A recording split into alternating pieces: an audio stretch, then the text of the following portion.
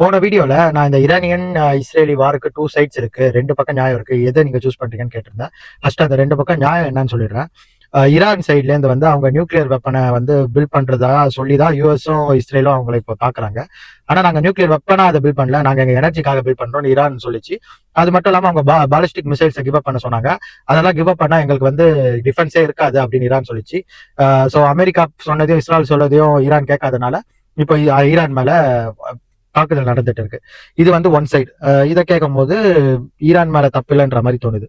இன்னொரு சைட்ல என்ன சொல்றாங்கன்னா, ஈரான் வந்து இந்த இஸ்லாமிக் ரெஜிம் அப்படின்னு சொல்றாங்க. ஸோ அவங்களால வந்து ஈரான் வந்து ஆக்குபை பண்ணப்பட்டது.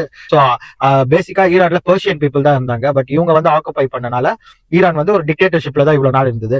மற்ற முஸ்லீம் கண்ட்ரீஸ்க்கே ஈரானோட ரெஜிம் பிடிக்கல. ஏன்னா சவுதி, குவைத், பஹ்ரைன் இவங்கெல்லாம் வந்து ஈரானுக்கு எதிராக தான் இருந்திருக்காங்க. அது மாதிரி ஒரு ரெஜிம் போயிட்டு இருக்கு. ஸோ ஈரான் மக்களை விடுதலைக்காக இயங்கிட்டு இருந்தாங்க மெஜாரிட்டி ஆஃப் ஈரான் மக்கள்.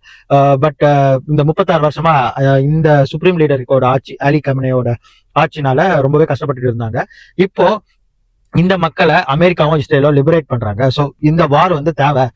இந்த வார் வந்து இந்த இஸ்லாமிக் ரெஜிமை ஈரான்ல இருந்து அனுப்பிச்சாதான் ஈரான் வந்து ஒரு குளோபல் கண்ட்ரியாவும் லைக் எல்லாரோட ட்ரேட் பண்ணி நிம்மதியா மற்ற நாடுகள் மாதிரி எக்கனாமிக்காவும் டெவலப் ஆகி வாழ முடியும் அப்படின்னு ஒரு செட் ஆஃப் பீப்புள் சொல்றாங்க. ஸோ இதுதான் இந்த வாரோட 2 சைட்ஸ்.